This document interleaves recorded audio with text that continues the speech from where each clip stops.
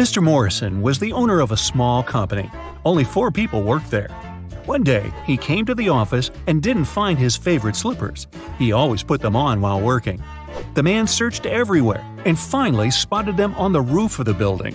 Mr. Morrison was furious. He entered the office and started to question his employees. Daniel said, "I don't even know where you keep your slippers." Andrew said, "I'm terrified of heights. I have never climbed up there." Sandra said, "I'm wearing high heels today. I can hardly walk in them." Emily said, "I respect you too much to do it to you." One of the employees is lying. Who is it?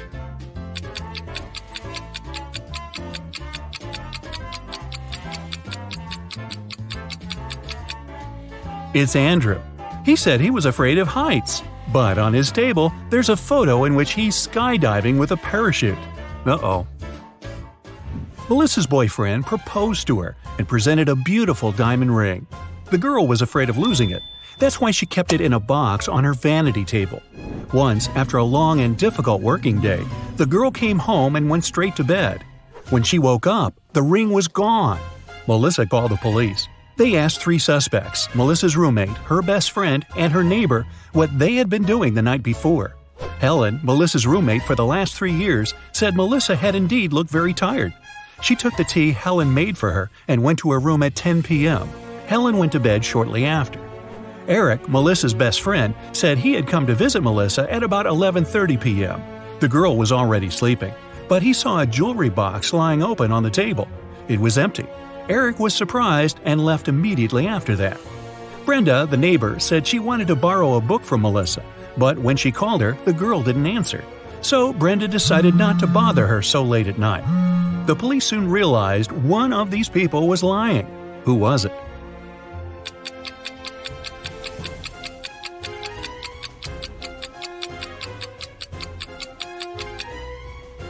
It was Eric. He was only asked what he had been doing the evening before, but he mentioned the jewelry box. He must have known the ring was missing because he took it. A group of friends went camping. They found a beautiful place in the forest near the river. They were planning to spend a week there, but on the 3rd day, Chris disappeared. The rest of the group gathered near a campfire to figure out where he could be. Paul said, "We didn't have enough firewood. I went deeper into the forest to get some. When I came back, Chris was already gone." Ashley said, "I was near the river washing my t-shirt. I stained it with ketchup during lunch." Nancy said, "I felt unwell, so I decided to take a nap. I was sleeping when an owl woke me up." One of the young people is lying. Do you know who it is?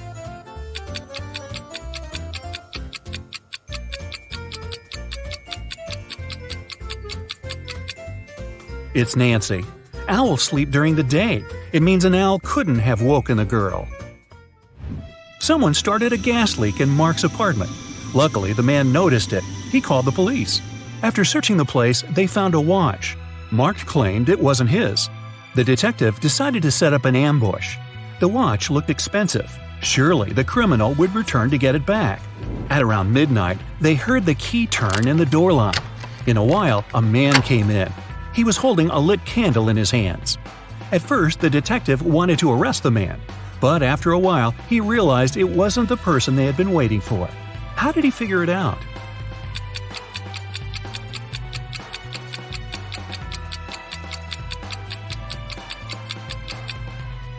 Whatever the man was doing in Mark's apartment, he wasn't the one responsible for the gas leak.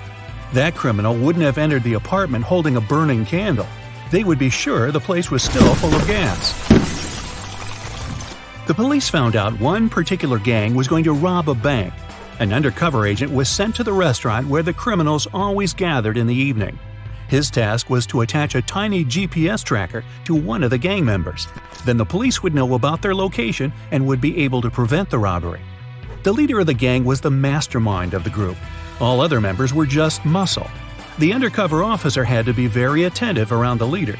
The man could easily spot the device, but no other gang member would notice it. Where should the agent place the tracker?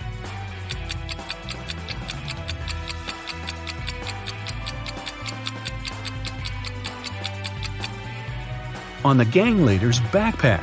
He's the only person who can spot the device, but not if it's on his own back. Police got a call from the house of a wealthy man. He didn't come home after going for a jog. When several police officers arrived, they questioned all the people in the house. They were the maid, the millionaire's wife, and his driver. The maid said, "When Mr. Jones went for a jog, he asked me to prepare his breakfast. I immediately got down to work. But it's been 3 hours and he hasn't returned yet." The wife was worried too. "I saw him in the morning, but he was in a hurry. We just greeted each other and I went to work." The driver told the police he had been waiting for his boss in the car, scrolling through his social media. Who knows something about the millionaire's disappearance?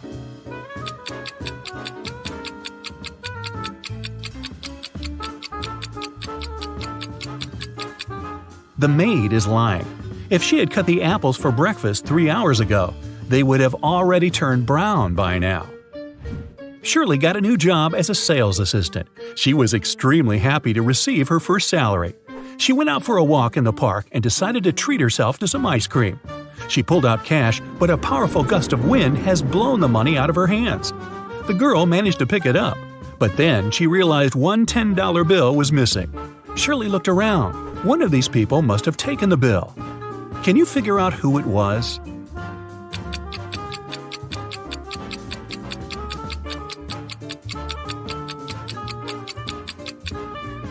It's the man in the red baseball cap. The bill is under his right foot. Detective Larson was walking along the street. Suddenly, he saw a man grab an elderly woman's bag and run away. The detective immediately rushed after the criminal, but the man disappeared behind the kitchen door of a small restaurant. When Detective Larson entered, he saw 3 cooks preparing food. Which cook is fake?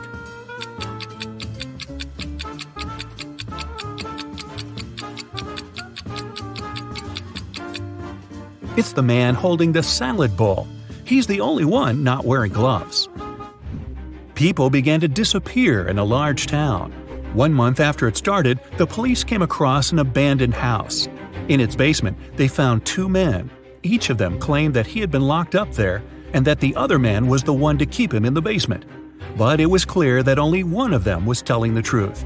Look at these men attentively and say who's the liar.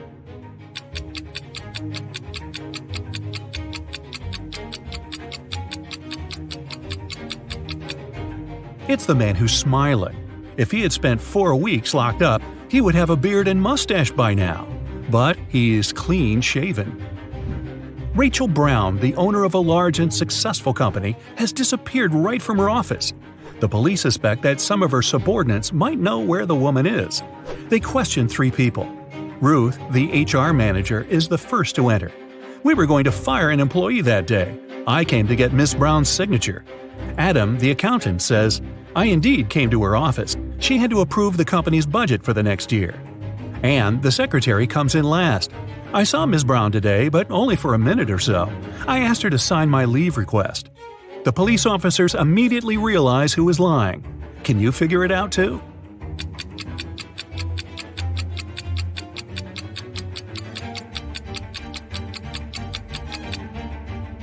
Anne is lying. The signature on her documents is different from the others. Plus, she is the person Ruth was going to fire that day. Martin bought a car in September, and now, just a month later, it's stolen. The police have 4 suspects, and all of them are Martin's friends. The crime happened at 10 p.m. on Wednesday. At that time, Alan was playing badminton in the park. Natalie was driving home from work. Roy was walking with his dog, and Rose was doing some grocery shopping. Who took Martin's car?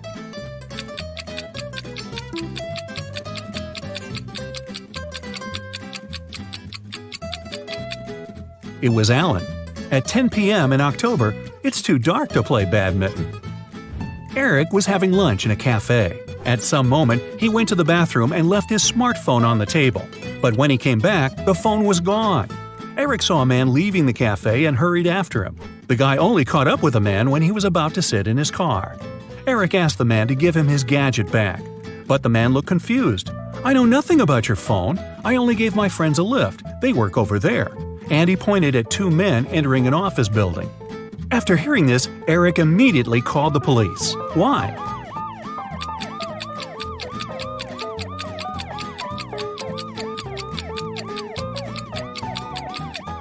The man lied. His car was a sports convertible with just 2 seats. Such a car wouldn't fit 3 men. Oh, by the way, you get extra points if you caught the fact that Eric called the police. With what? His smartphone had been stolen.